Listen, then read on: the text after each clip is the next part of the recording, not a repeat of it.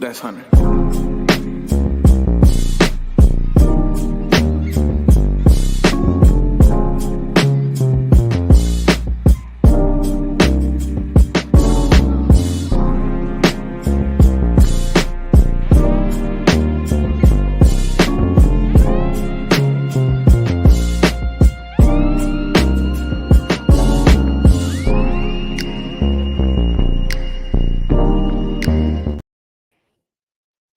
What's going on, guys? Good evening. Good evening. Definitely appreciate you guys tapping back in with us here at Monday Night Take. This time around, man, we're having a big time event here tonight. We got AI, machine learning, and understanding ChatGPT in 2023. And we brought none other than the man himself, Dr. Iyanu, someone that I've known for the past few years. You know, he was talking this stuff from the day I met him. He was like, Lawrence, I'm gonna teach you about this, teach you about that. Every time me and him have a conversation, extremely high level, we learn a lot. So I definitely want to say, yo, I appreciate you coming in here tonight, and thank you and welcome. I'll let you introduce yourself, and then I'll get to asking some of these questions. Man, got a lot of things to discuss tonight. Oh, thank you so much, Lawrence, for having me. It's 2 years, 3 years coming now, right? Mm-hmm. And we've been having really great conversations on the back channel, discussing things around AI, all that kind of stuff. Mm-hmm. And way before ChatGPT 3 became a thing, I've been screaming the noise or blowing my trumpet on the AI bandwagon. You would hear me say many times that I'll rather be known as the AI guy. Mm-hmm. Yep. And so just to introduce myself to the audience, my name is Iyanu, whatever they have a PhD in machine learning and artificial intelligence. I am also the CEO of Zitius, an AI ML consulting company that really focuses on driving emerging new technologies across government agencies. I also, as Lawrence knows, I also have an application that I've been building for, I don't know, donkey years now. I've been saying it's coming, it's coming, it's coming. That is truly powered by AI, and really excited to be here, really excited to get into the conversation today. I have a master's in bioinformatics, I have a bachelor's in computer science, so I'm a tech geek, and spend a lot of my time writing codes, building robots, and just the whole 9 yards when it comes to computer programming and things like that. So Lawrence, as you know, I'm really excited to be here, really excited to get into the conversation, and let's get it rolling. Definitely, man. So yeah, I definitely got a few questions for you to pretty much start off. But what got you into AI, machine learning? Like, what really got you into starting this? What made you take up this information? Like how did you get your start, and how can someone that may know nothing, become you one day? Oh, thank you. Yeah. So you see, I while I was growing up, I had a specific challenge in life, and 5 members of my family were going through really critical sicknesses at the time, and I actually spoke a little bit about this on my TED talk. And so basically, I started really thinking, how can I help to solve this problem? 2 of them had cancers, Mm. and I was like, okay, you know what? Like, what can I do to help to resolve this situation? So I started looking at, you know, how how can I structure the problem? What tools can I use? And I realized I couldn't do medicine Mm. because that was just not my thing. So, but I really wanted to influence that space. So what I Yeah. decided to do was do my master's in artificial intelligence, Mhm. because I knew that artificial intelligence would create or will give me the opportunity to identify new things that really didn't exist in the AI space. Yeah. And so I looked at protein sequences for my master's program. And basically what I was trying to figure out was, can I identify potential biomarkers for specific diseases that could be sort of used in the therapeutic or drug space. So I moved from there, and then I did my PhD, and my PhD was, you know what, I'm going to go back to really now zoning on specific diseases. So I looked at diabetes, I looked at rhabdomyosarcoma, which was very confusing for me to pronounce at the time. But that's how I started getting interest. One, I'm just really interested in solving complex problems. It's just kind of like you, right? When you say, I'm out here and I'm trying to really help people Yeah. in financial literacy. It's the same thing with me when it comes to AI. I'm like, what are the complex problems that are out there, and how can we use artificial intelligence to solve them? Hmm. Yeah, nah, it makes a lot of sense. And one thing that I picked up from what you said was just kind of how you went kind of like step by step with it, which I Yep. think is super important. And Yep. that's what I always say with anything. Second question I have, you hear a lot of I feel like a lot of times you hear people say, hey, well, AI is taking over, AI is gonna take your job. Is AI good or bad? Like, what's your take on that question that kind of seems to be floating around the past few years here? Is AI good or bad to you? Because in my opinion, I just think it's about who programs it and program it to do what is really the determining factor of that. But I want to get your take on it, Yeah. being on the design side. Like, what would cause something to go wrong with an AI, right? With a Yeah. something programmed, like what would be the issues or problems that you see arising from this space as it grows continuously? Yeah. So really, really great question, I must say. Is AI good or bad? That's been a question that we've always had rooms around, even while we were on the Clubhouse app, right? And the issue here is, who is handling it, right? Who is building it? What's their purpose behind it? What are they trying to accomplish? Now, the thing is, you might be building something for good, but might have negative impacts, right? So we've seen, like in the social media era, that as people use social media has been really great for connecting with people, but at the same time, a lot of people have developed depression and just a whole lot of crazy things out of the same tool that is used to spread good message. You and I use social media as a tool to convey message, right? Like, you share investment stuff, I share investment stuff, I share AI stuff, but the same tool is used to, like discriminate. The same tool is used to create, havoc, right? So the idea here is who is handling it, right?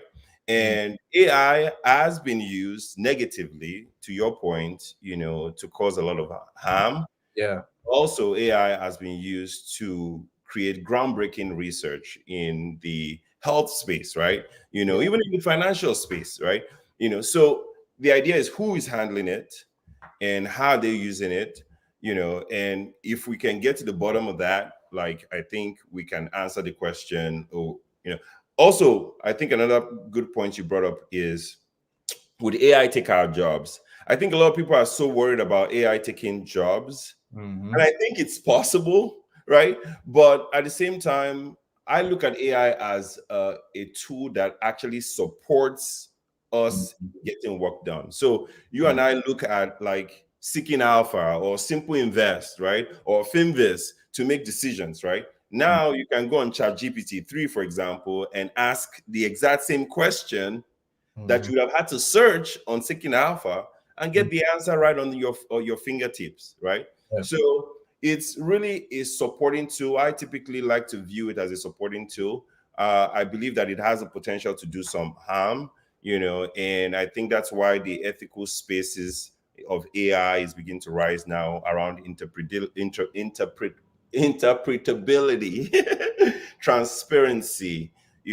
Like, okay, you're building this AI tool, right? But what is it doing on the back end, right? Ethical AI. So I think as it begins to evolve, some of these issues will begin to rise up, and I think government policies would come up. I heard UK and US trying to strike some policy agreements around AI like about 3 or 4 days ago. So Mhm. some of these policies will start actually help to improve, its usefulness and to reduce its harm to the society. Gotcha, gotcha. Yeah, you brought up another thing that I wanted to touch on. You having partnered and been behind the scenes on a lot of this stuff that we kind of see happening now. Could you give us some insight to some things that you can? I understand some information may be classified, but insight on what is the overall goal from a government standpoint in the use of AI technology? Because a lot of people I think are ignorant to that. Like what is the overall goal that you can say overall that the government is looking to utilize when it comes to AI and machine learning? Yeah, I think ultimately, a lot of agencies have been sort of backward as it Mm. pertains to, the AI space. So, I think now there's a lot more push to get Yeah, into the space to better understand what's going on so yeah. that we can, so that policies can be created around it, and this is, I do not represent any government agency. So just to be clear, but I think, from just my thoughts and my opinions around like where I see a lot of agencies going, I Mm, think it's more to the effect of let's get into this space, let's understand what's really, really going on. mm, So also it's one thing to have an AI system, right? mhm. But basically, you have all this data, that is used to train this AI, that can produce biases, right, for Mm, the Black and brown community, and for So the goal is to be able to start to figure out what they call fairness. How do we become fair while addressing this issue? So I'll give you an example. Say, for example, people are looking for jobs, right? mhm. And you have a database that has, a representation all across the board, but there's a higher representation of a specific race or a specific gender to the others, right? Would the AI then predict more female for that job or more males for that job than it would, for the other counterparts? All right. So I think there's a push to be more fair, and there's a push not to basically misrepresent, your population size, if you will. Yeah. Okay. No, I mean it makes a lot of what you just said there makes a lot of sense. I also wanted to ask you another question. When it comes like right now, right? You talked about you being on the development side of robots, right? And having built robots, being on the development side. What can you touch on that? Like, what do you think about the safety and effectiveness of robots? Because people have seen all these movies of Terminator, things going wrong, viruses, all this different stuff, right? So what's your take on robots and their use? I know some people are seeing now, obviously the army is definitely utilizing robots, a lot more. You see, robot watchdogs. You see all this different technology, and I think there was just even you start to see, you watch stuff on Netflix and you see robot cops and just different stuff. Could you highlight that and talk about that? Yeah, I mean, you bring up a really good point. Like, it goes back to the good and evil thing, right? I think that, like, for us and for our company, one of the things that we want to be able to do, and when I say this, and I'll answer your question also more appropriately. But for our company, one of the things that we want to be able to do is to figure out, like, basically what are some of these really daunting or like stressful tasks that people currently do today, Mm-hmm. and how can we use, robotic process automation to fix it, right? Mm-hmm. So, for example, I'm sure when you want to do your taxes, right, you have to gather all this information, right? Like, with investments also, like you do dozens of trades or hundreds of thousands of trades every year. I see you with the Excel sheets, like writing, like, Mm-hmm. your how do I say it? Your position for the next week, like, okay, this is what I'm doing, this is where I'm looking, these are the levels I'm looking at, right? But you have to do it manually, Correct. right? But imagine if you had a computer system that did all of that work for you, right? Track. That, you get what I'm saying? That literally relieves you of all of that Yeah. stress. Yeah. But you still have to be able to, it still requires a little bit of human intervention, right? Because you You don't have to want, understand it. You have yeah, to understand it. Yeah. yeah, you still have to understand how it works, because if you don't understand how it works, then basically when it goes off track, then you stand the risk of, I used to share this with people. I was like, when you build robots for trading, for example, right? Yeah, that was about that. I was gonna ask. When you Because, build robots for trading, for example, right? If yeah. you and I were trading like, you know, options, just like one contract, right?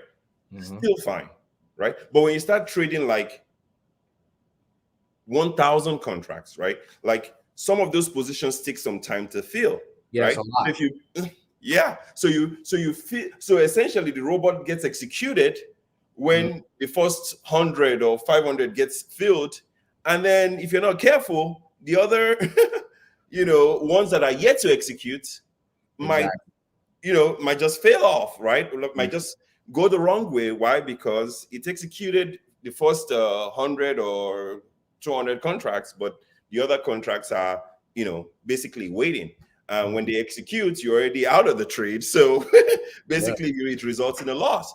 And so it's really, really very important not just to, treat robots as an answer to a prayer, but more have the ability to monitor what the robot is doing, and manually also once in a while inspect, its performance.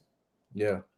Yeah, nah, because I see Uncle Charles. He just posted something. He said, if you guys think these large institutions won't be using this to trade, it will allow them to get in and out so much faster than a human. Of 100. course. Yeah, man, 100%. Because I mean, when like to the point that Doc made, I don't want people to gloss over it. You start trading at a higher volume, higher level.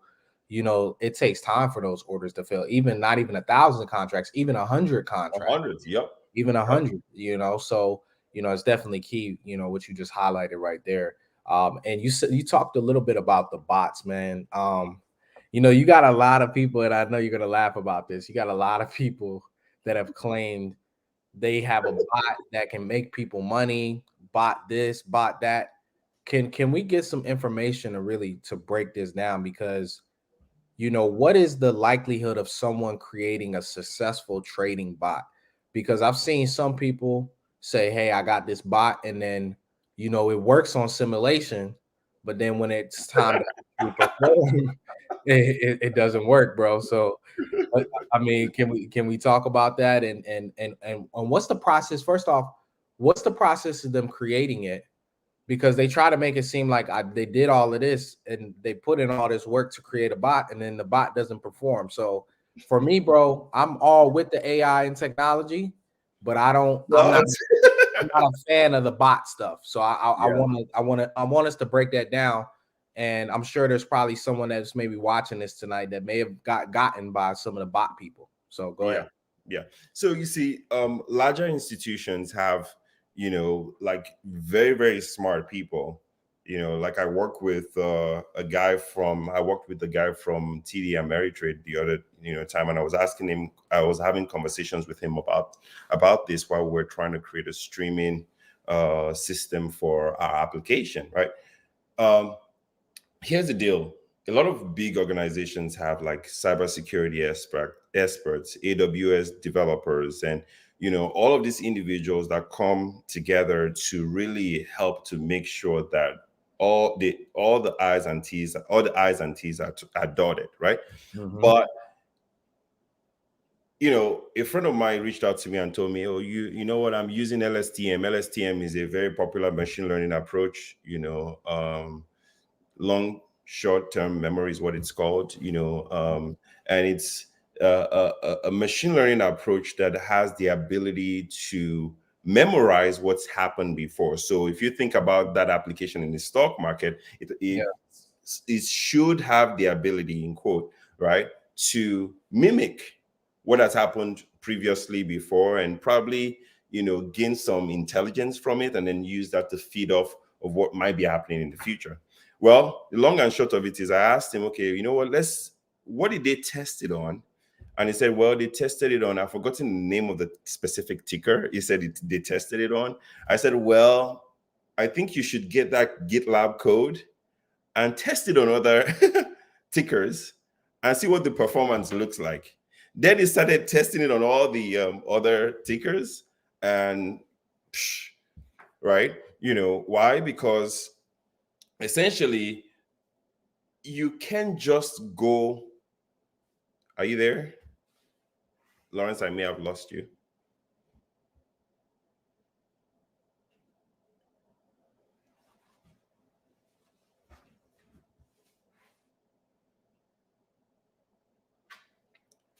I am waiting for Lawrence.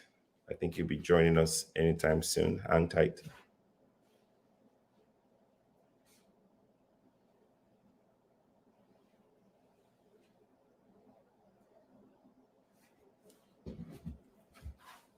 Sorry, guys. Lawrence would be joining us momentarily. Let me make sure.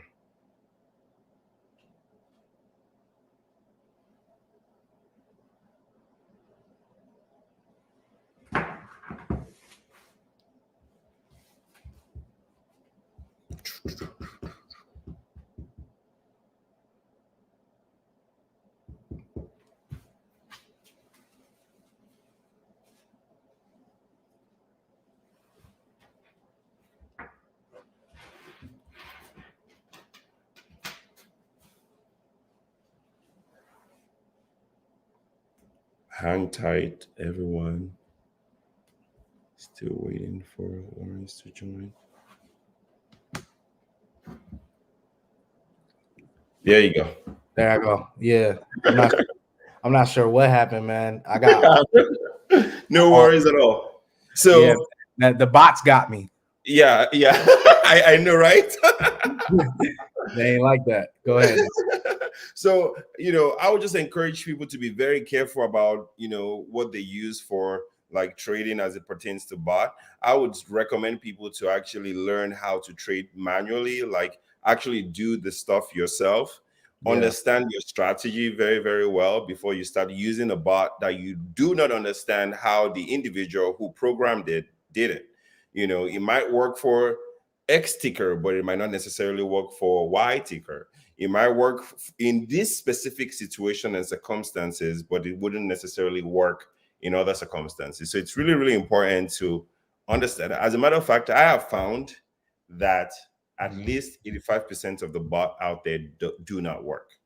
Yeah, that's how I was gonna ask you, what's the percentage of the bots that actually work? Yeah, they do. 85% of the bots out there do not work.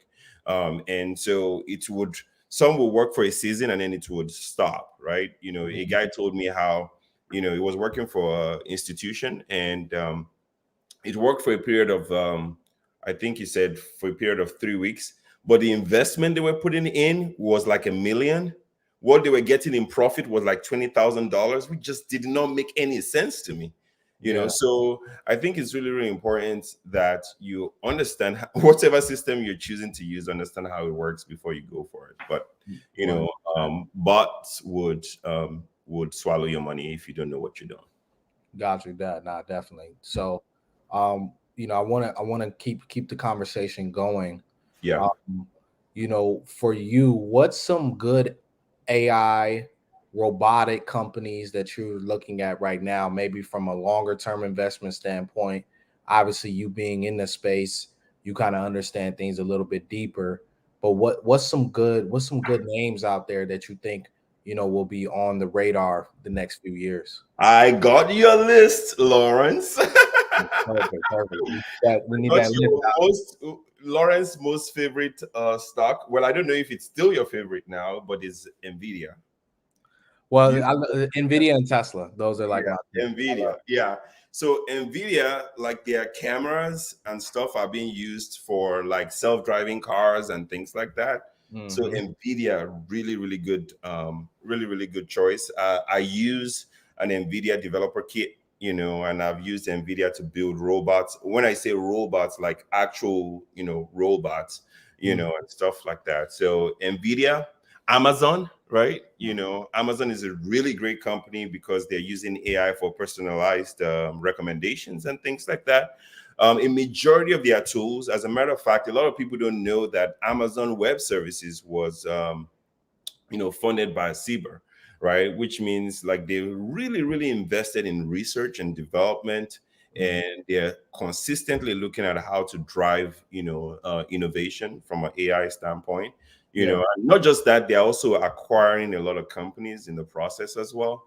yeah. So Amazon is definitely another company to take a look at. Of course, everybody knows Google, and stuff like that. So Google is So another company.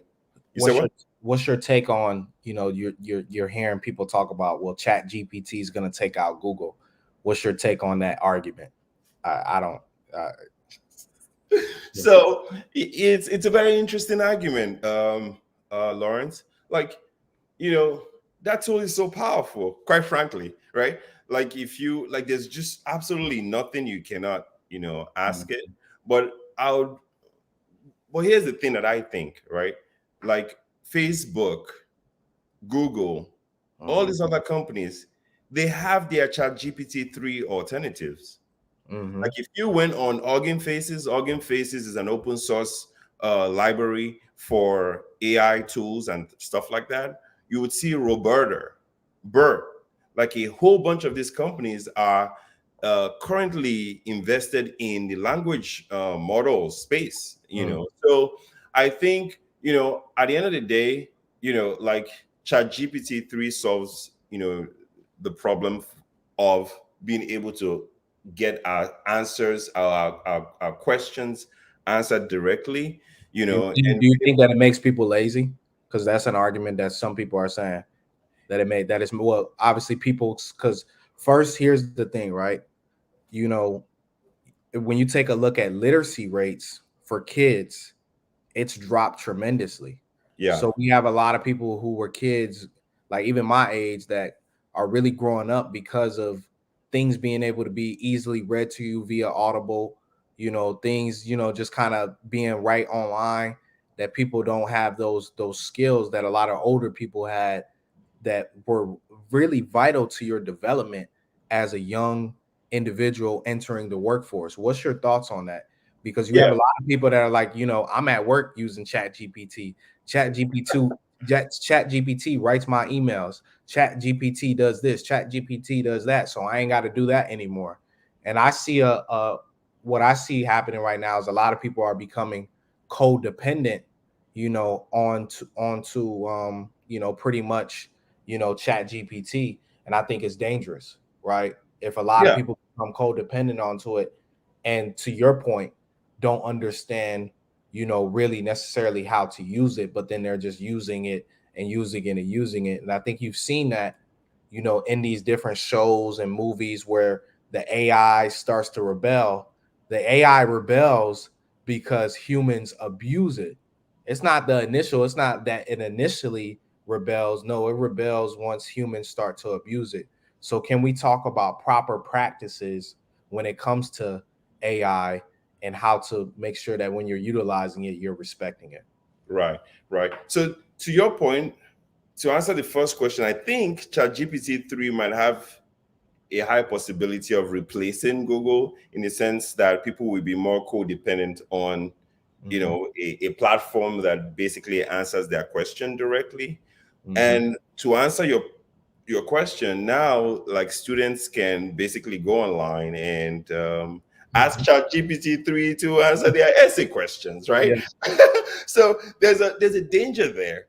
But like I think about a month ago, right? My daughter came to me and asked me to spell, and my daughter is she's 8, so she Mm-hmm, came to me and asked me to spell I think the longest, what do you call it, the longest word in the dictionary. yeah. And I said I didn't even know what the longest word in the dictionary was. And so we're at the Best Buy, and while we hit Best Buy, she was by Alexa, and so she said, Alexa, will you tell daddy, right, the longest word in the Mhm. dictionary. And so Yeah. Alexa told me what the longest word is, and up to date, I can't even tell you what it is because I forgot, right? But you know, on one end, there is this disadvantage to it, but on the other end, you look at like the opportunity it creates for Yeah. people who know maybe very little to learn a lot more, right? So I hear you, and I hear you critically, and I actually believe that that's where the thin line is. There needs to be like, how do we balance this out, right? So Yeah. I know a group that started looking at how to catch students, Mhm. who basically use Chat GPT-3 to do their essays, right? Like Yeah. a group that is working on like being able to use, Tell. yeah, to tell whether they are using Chat GPT-3 or not. Like also in the paper world, I like to write papers. So I write like academic papers and stuff like that. I have a few publications out there. But now you can easily write like academic papers without necessarily. So how do you identify, and how do you, basically nail down those people that are using it for the negative reasons? So I agree with you 100% that one, we shouldn't be solely, dependent on it. There is a place for us being able to use our creativity to get things that we need and Because exercise our brain. it makes everything sound generic. Because if you Yeah, think about it, like it's given like you said, the create you said an important word. Chat GPT, as good as it is, eventually it starts to take away the creativity side of yep, it, right? yep, yep, I was talking to my friend who does resumes. Her name is Jess. You remember her? She was on yep, yep. a I know. program. Yeah, so she was like that. People were using Chat GPT to do resumes, and Yep, people, the hiring managers and the recruiters, they were sniffing right through it, right? Saying like, it just like, so that's my part of it, is like it works until it doesn't work, right? yep, Trying to yep. take these shortcuts, but yeah, Yep, yep. I agree with you 100%. I think, where it helps is those gaps, those areas that you think you don't necessarily know as much of. Like for example, if someone says, "Oh, wanted to ask ChatGPT 3, yeah, like, would you how can I better automate my finances, right? Like, it yeah, would give you an answer or give you some suggestions. I could drill down and get some help that way, But at the end of the day, also, Lawrence, though, ChatGPT 3 doesn't have the answer to all questions. yeah, So there have been instances where it's actually answered wrongly, question. I remember when it just came out, I would ask a question and it would say, something to the effect of forbidden, or this is you know Have this. you seen anything like this before? Like Chat GPT, like maybe not released to the mass public, or Yes, maybe it yes, was like yes, yes, so you've yes. seen stuff like this. Yeah, Okay. so I used in the past. I've used Allen NLP. Allen NLP is Allen Natural Language Processing. It's a Okay. website, where they have all of those open source applications I was telling you about, Roberta, Bert, and basically what you're able to do is, so for example, you and I can feed, financial information into Mm, this Python script, and it will train on this financial application, and it will help anybody who has any questions around that to be able to mhm. get answers. So Allen NLP is one of those really, really good tools, and we've been looking at that for like, I don't know, for the past 3 or 4 years now. Yeah. So that's a group that was created by one of the founders of Microsoft. So yeah, Okay, got you. yeah. So I wanted to ask another question. We're growing up in the day and age where you kind of went through this thing in the 80s and 90s and early 2000s where you could really go to college, get a good job, retire, and you'll be straight. But now people are saying that, to be real, kind of like everyone has an MBA. So it's not like back in the 90s where if you got an MBA, it was like it's kind of special. Now it's like well, the last person resume I looked at had an MBA. So kind of like people are kind of like, well, so what? Not to take away from anyone who has an MBA, you worked hard for that, definitely. But Hmm. what we're seeing is a lot of people are going to school and going to college at a high rate, and getting 3 degrees, but still not really being paid what they probably should be paid. Absolutely. So, you hear a lot of people that's talking about, you can get this certification, you can do this, you can do that. What's really some ways that, overall we can get the kids involved, right? Because, what's some good programs, right, that we can put kids in at, maybe 7, 8, 9, 10, maybe even a little bit younger if parents choose to, right? To really get them involved in these spaces and careers that really make money, right? Because you going to school to study and major in art, that's not going to bring no big checks home. Yep. Well, what we're talking about here right now, when it comes to AI, machine learning, all this ChatGPT, software development, all of this stuff, what's some good places that we can put these kids into, man, where they can get some education. And I think that this is something that, and I know me and you had conversation before.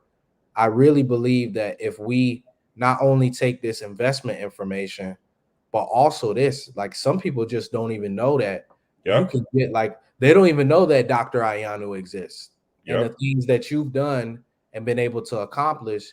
I think it's something that we shouldn't gloss over, because if other people put in the work, we a lot more people in our community can accomplish these same things and get into these spaces. So I want to get your take on that. Yeah, great question, Lawrence.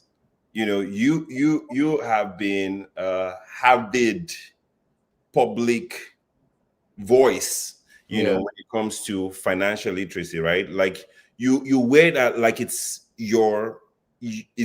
It's all you are. But because you wear it that way, what happens? People come to you Hmm. to get that information.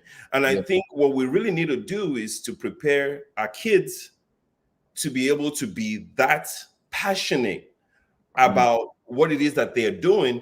Because at the end of the day, like when I'm hiring somebody, I'm not necessarily looking for someone that has a certification. I'm looking for someone who knows how to do their stuff.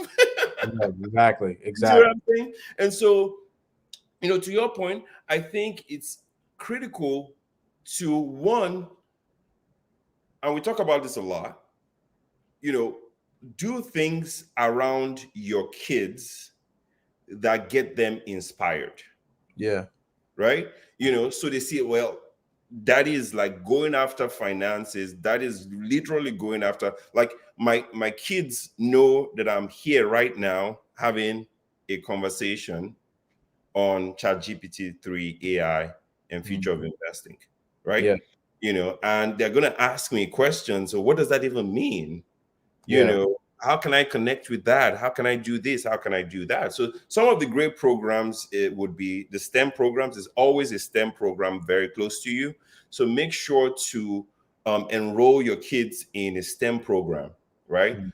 Two, like, make sure you get your kids doing some type of extracurricular activities, like either playing soccer or playing something that really challenges their brain to be active, right? There are books on machine learning, like my daughter, wrote this, wrote a financial book, so and it's more of a joy to me that she can create that, than it is that I'm even as involved in it, because now I'm able to pass, that's what's Charles Connie saying also: never stop in your career, never get comfortable, because people will always try to up one you multiple times. Exactly. Right.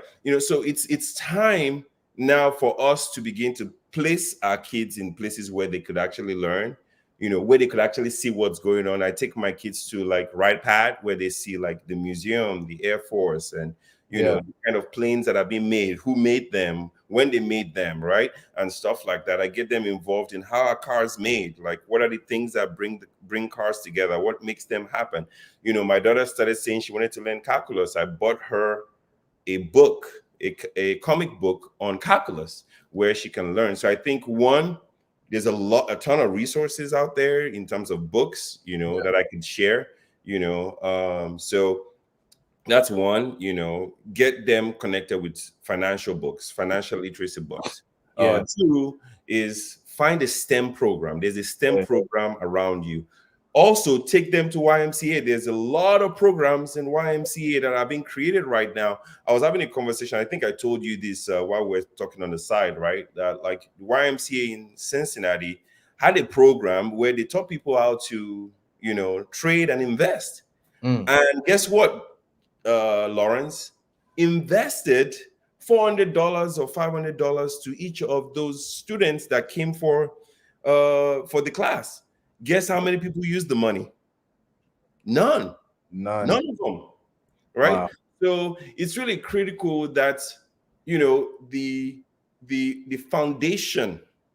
Yeah, it's about getting them more involved because the programs are out here. To your point, it's just about making it a priority to actually get them involved, right? Yep, Into the exactly. program because it's out here. It's about taking the extra step to Google search or to do that Yep, research in your local area yep, and see what's around because more than likely it's already there if yep. it's not already or it's on the way there, right? Exactly. So yeah, Exactly. 100%. Exactly. And another thing is also, I think that, we need to be able to track the progress that is made also as well. So as people like basically do work, how do Mm, we track their progress to make sure they are actually doing what it is that they're saying, mm, that they're doing, or how our kids are actually doing what it is that they're saying they're doing, and also incentivizing them, like to do it. So, for example, my daughter gets a reward if she reads X amount of books, yeah, but basically that encourages her to at least start. And then when she gets started, if she likes it, she's like, oh daddy, I really love this, I would like more. And then boom, you give her more, and then you just keep, you know because I find it that too many times the technology nowadays are using the kids more than actually the kids are using it. that's So I correct. think that's one of the dangerous games that's being played right now because to be honest with you, majority of the kids have never not had technology. Yep, Whereas yep, someone like yourself, you know both sides of life with and without it. yep, Um, and kind of for me, more so, I know both sides of it as well because technology was kind of in the innovation stage and was developing a lot more as I've been alive. So I think it's super, super imperative, important. And these are the careers, in my opinion, that are going to pay. yep, Very yep, similar. This in the medical career, the yep, medical careers. Obviously, medical careers are always going to pay, yep. but these are the top. Could you talk about because we've seen a huge surge of people working in tech or wanting to work in tech, and a lot of those people got sent home, and some people got sent home and kind of have a sour taste in their mouth. But I'm always the person that's very optimistic, and I like to look on the bright side of things. I think that yeah, these companies have realized that workforces were too big and too huge for the budgets that they had. Because if you think about it, right, if a company like Amazon falls and loses $1 trillion in market cap, you have to be crazy not to think that there's not going to be layoffs or there's not going to be some sort of shakeup in the budget, right? Yep, I said, yep, like, just think about it. If you lost $1 trillion, I mean, your lifestyle would probably change yep, dramatically. yep. So I don't quite understand why people think that companies can lose 200 billion, 300 billion, or 400 billion and still, operate the same. So I just think that it's something that I want to discuss and really want to talk about with you. Yeah, Lawrence, that's a really good point, right?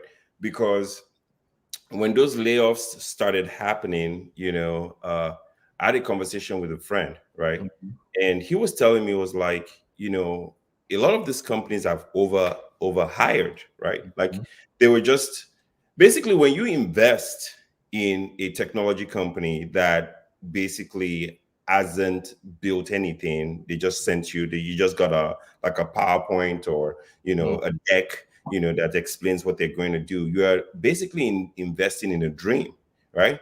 And Ex- so they keep building and they keep getting all this, funding in, and they keep growing and all that kind of stuff. And like, as you know, As people gain interest in it, the stocks start booming, and basically a majority of these companies were really, in my opinion, just overvalued, quite frankly, right? Yeah.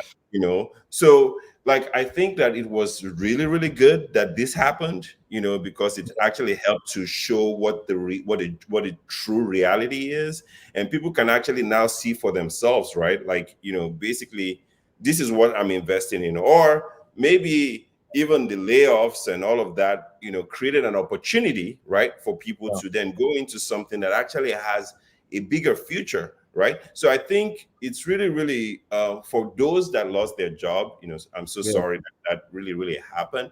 And I think many times we think that, like, our job keeps us, but your job never keeps you. Your job is not guaranteed, right? That's the reason why we preach investment.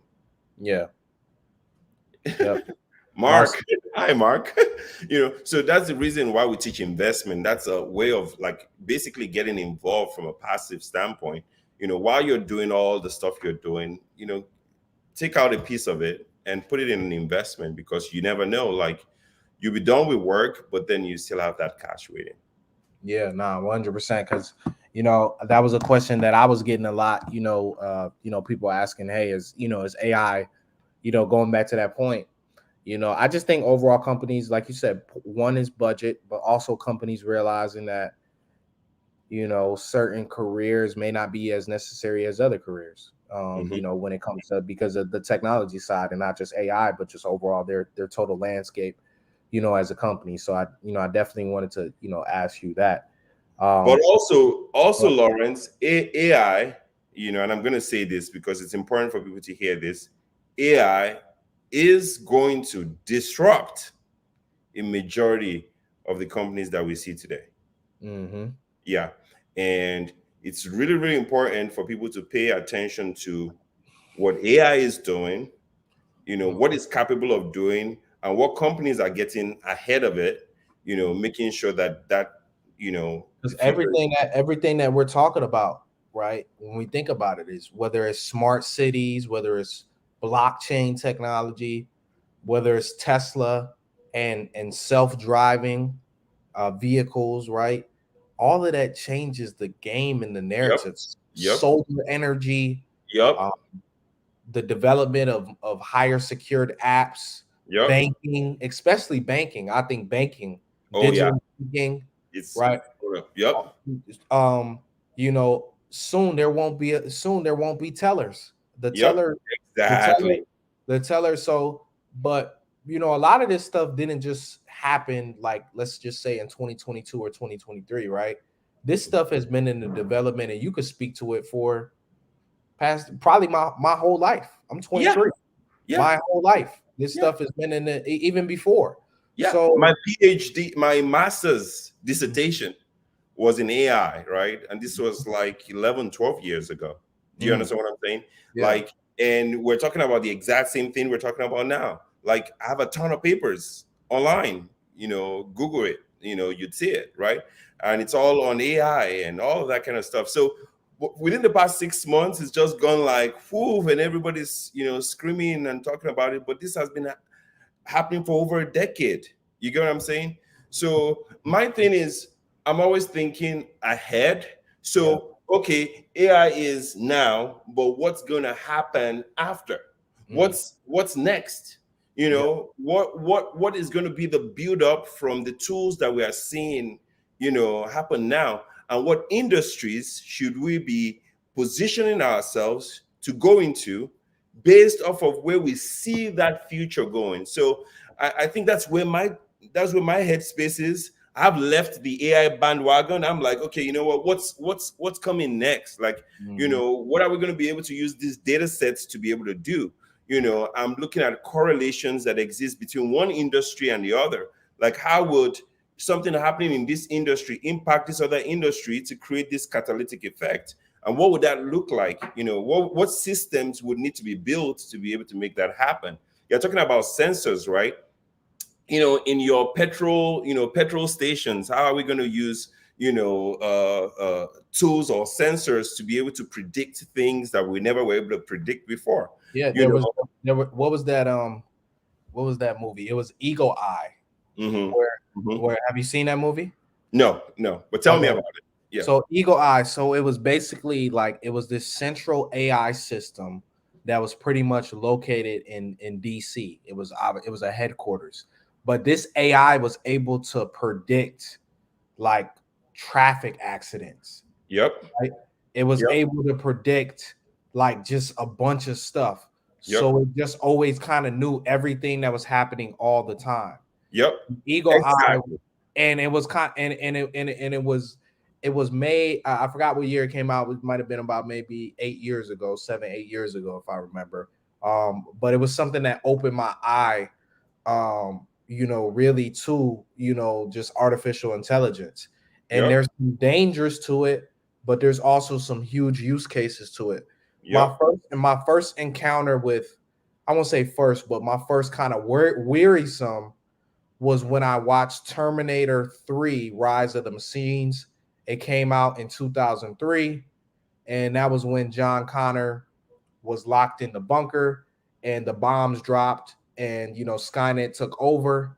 That was really my wearisome because I seen that the United States military going into Skynet was utilizing, right, was utilizing actually AI technology and Skynet. And it started off as just a project, right? Just a project that they were going to use and implement into military force and into their whole military strategy. But then the AI started thinking for itself Yep. and used all that military equipment Yep. against them. So could you talk about that? Those two different things. What I mentioned to you with Eagle Eye and Uncle Charles mentioned it did come out in 2008, and it did Yep. have one of my favorite actors, Shia LaBeouf. So yeah, go ahead. Yeah, you're talking about general artificial intelligence, right? Like Mhm. basically, you know, from this is not it yet, right? Basically, we're going to move into this space where you know AI will be self-aware, which means it will be able to. Someone owes me 10K because I told you someone was gonna. Yeah, because I mentioned Sky. Right. So I really, you see, what I really think, at the end of the day, like if you look at the military today, and again, this is just my personal opinion. When anyone on the chat has the time, look at neuromorphic chips. These are small tiny chipsets that are being built today by Intel. I think theirs is called Leohi or something like that. And Mhm. basically what these chips are able to do is you can stock them, put them in cars. You can use them to detect like when maybe an accident is supposed to happen and all that kind of stuff. I think at the end of the day, Lawrence, that's where my headspace is. My Mhm. headspace is in like basically how we're able to, smart cities, for example, right? Imagine where your traffic, you could know what's going on with traffic. You could correlate Yeah. that information with what's going on in the house. You could Yeah. correlate that information to creating what they call digital twins, right? So a digital twin is a virtual copy of basically a physical environment where you can actually basically generate synthetic data, right, to try Mhm. to understand what could potentially happen in those environments. And I Yeah. think, yes, it has some, dangers to it. But again, I think as we look into the ethical aspects of it, which a lot of people are doing, even myself, I'm actually doing a lot of research in this space. My current research is in the area of fairness, and not just fairness, like handling biases and identifying what could potentially go wrong. I'm also very interested in like policy conversations around this specific space. Mhm. I think we're going to see a lot of developments. There's this company that comes to that I just forgot. Basically, was coming to mind earlier. It's they do like drones and a lot of stuff in that specific space. I think being able to have these systems that can help monitor like adversaries, will be really, really cool, right? Like places like Arizona, that today in Arizona, there are places where people have to fly to take their kids to school. And sometimes when flying, yeah, it's interesting, sometimes when flying, they get stuck, Mm. in between clouds, and they can go forward, not go backward. And, they're just there stuck.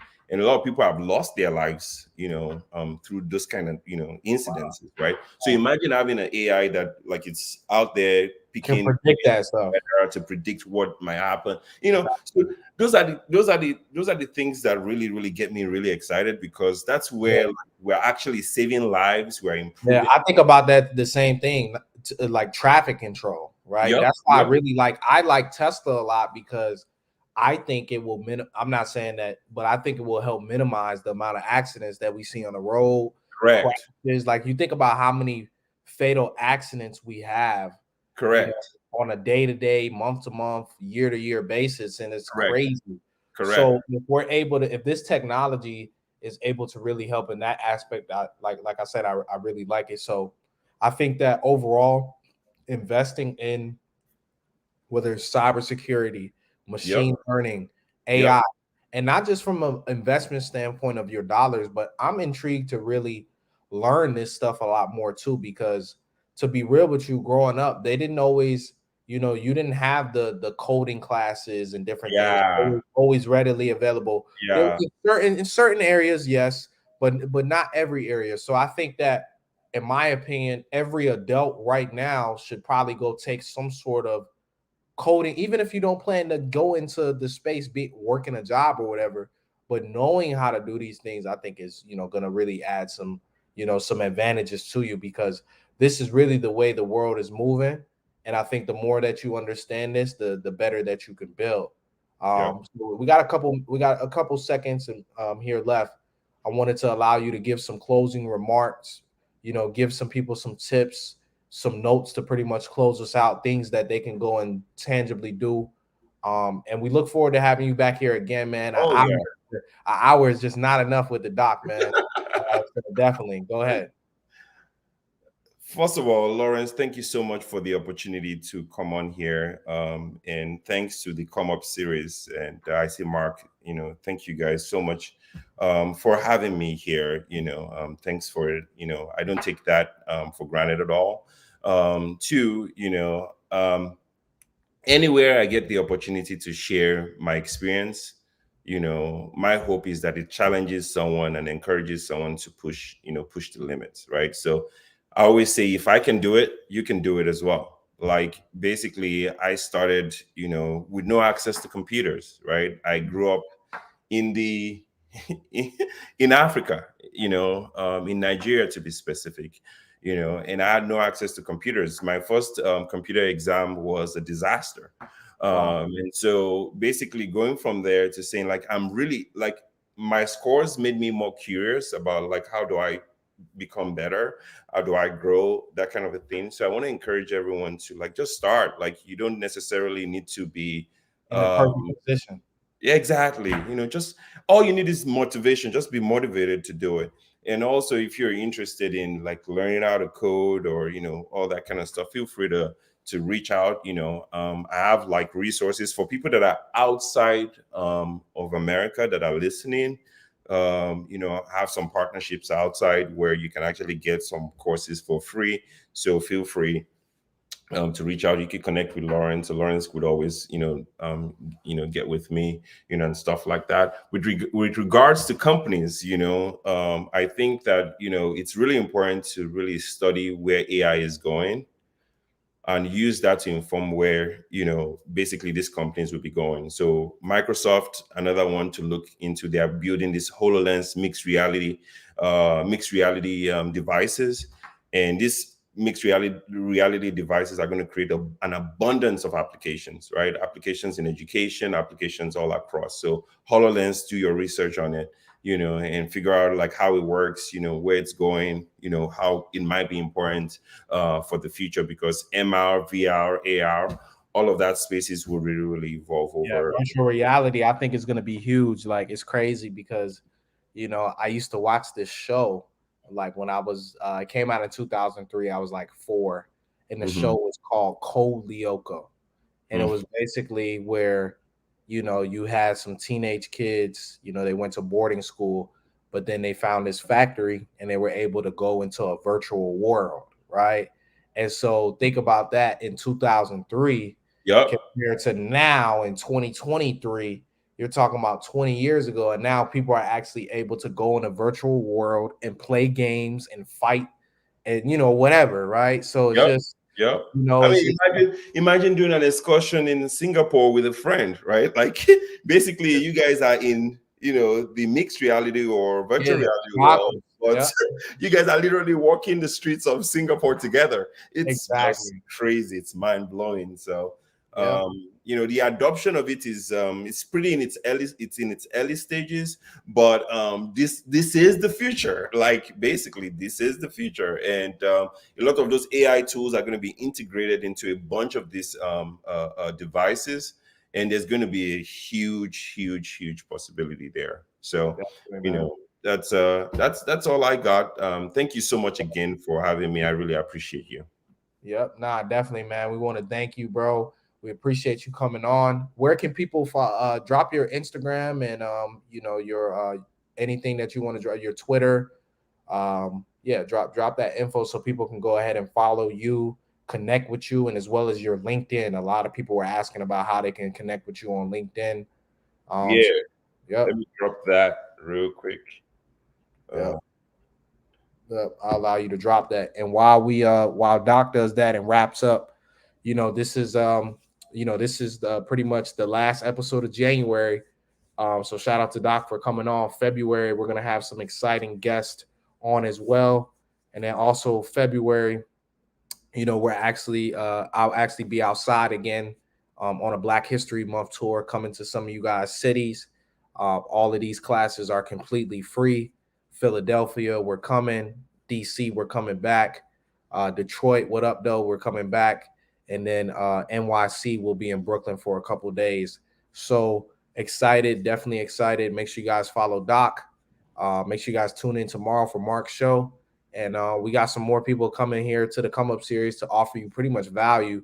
It looks like it'll be almost Monday through Thursday at some point, maybe even a Friday. We'll keep you guys posted on that. But you guys, man, definitely, I want to highlight and thank the doctor again, and thank all of you guys. Continue to like, share these videos. We want to continue to grow this audience and continue to add value, as much value as possible. So we appreciate you guys very much. And this was another episode of Monday Night Take. And we appreciate y'all. See you guys next week. Peace. See you. Thanks again.